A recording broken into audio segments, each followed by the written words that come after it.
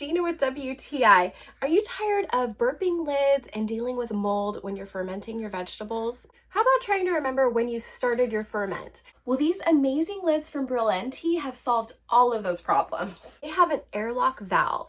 So what that does is it allows carbon dioxide and oxygen to be pushed out of your ferment. Now, I wanted to taste my ferment to see where it was at in its process.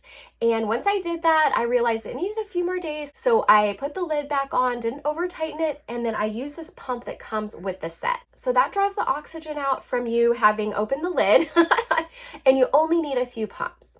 I chose to use a brine with mine. I did 1 tablespoon of salt with a quart of water, and I made sure that my vegetables are fully submerged, and then I put weights on the top. Having them fully submerged is definitely key to making sure that you get a good non-moldy ferment.